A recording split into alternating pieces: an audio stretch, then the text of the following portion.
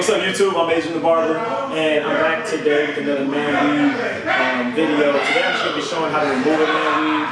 Excuse any noise in the back. I'm in the shop right now. It's busy. I had to take some time out, make sure I finish this video, man. But yeah, so the first thing I'm going to do is I'm just going to take a towel. I'm just going to put it over my client's eyes. All I'm using in this video is just rubbing alcohol. I'm going to do another removal video where I have another product I use to remove the lace wig glue and take off the unit, but for this video I'm just going to use rubbing alcohol, show you guys how easy it is to remove the ghost burn.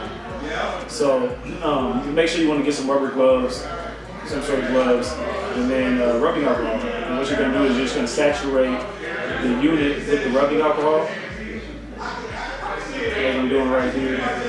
Again, if you watch my videos, you know that I'm sitting here, I'm watching the video with you guys and just talking through and showing you guys what I'm doing. So again, just saturating the unit with rubbing alcohol. For this unit I use Ghost Bond. Ghost Bond is super easy with rubbing alcohol to get the unit off. So I'm just going to take a fine tooth comb, and with this fine tooth comb just go in, I'm just going to start peeling the unit back. Now, you just want to take your time and go slow. I wouldn't rush it. You see here, I'm just kind of peeling back sections at a time.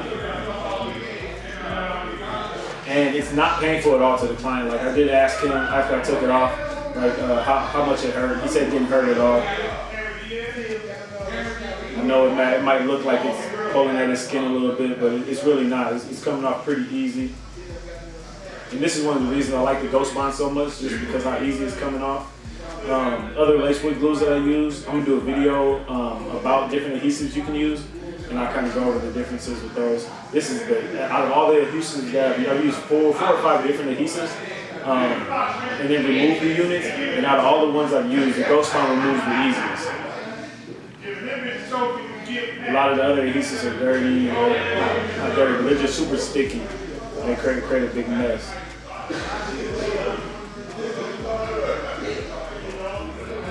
Again, this is just one way how you can remove these units. They have lace wig remover that you can use, and there are adhesives that you have to use lace wig removers. So I'm just going to continue to do the same thing. You see this unit, I think he wore this one about 3 weeks.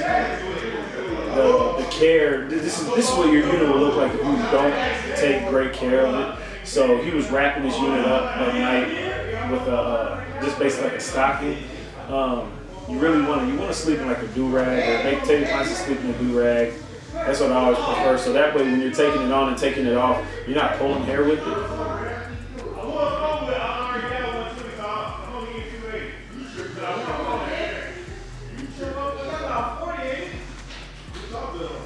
So I'm just going to continue to do the same thing, fine tooth comb, rubbing alcohol, and just peeling back at it.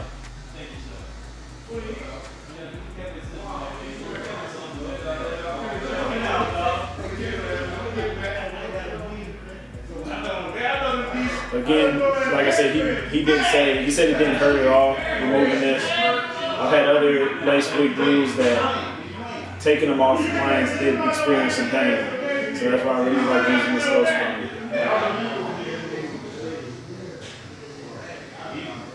Most of my clients, they'll remove their own unit. I don't really do too many unit removals.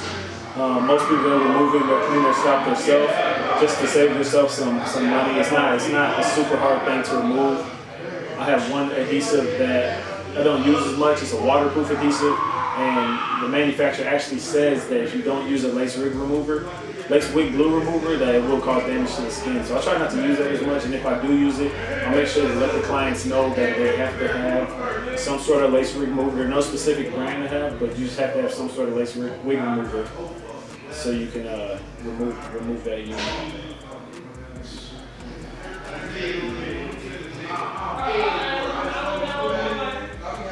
So now once I get the unit off, it comes off in just one piece. You see how his hair continues to grow naturally under your unit? That's a big question that a lot of people had in other videos, was what happens to the hair underneath the unit. And you can see clearly, if you watch the wave video I did, I posted a few weeks ago, you'll see that I cut his hair bald on top, and now you can see the growth. And like I said, that's about 3 weeks.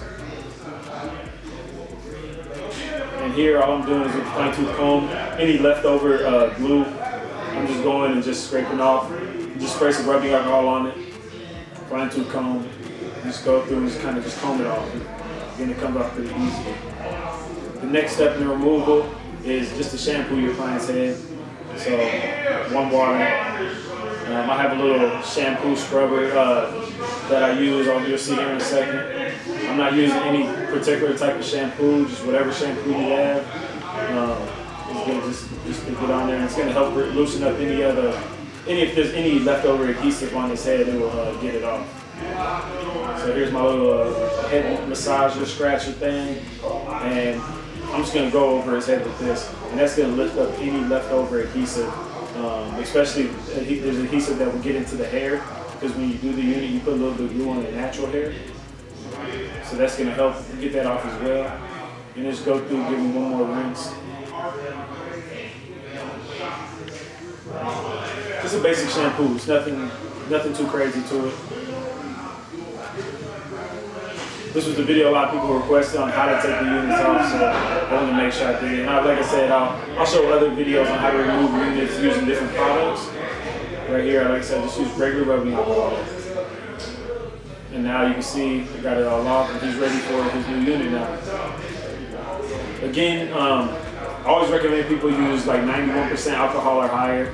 I think I've seen like 99 at the beauty supply store here locally.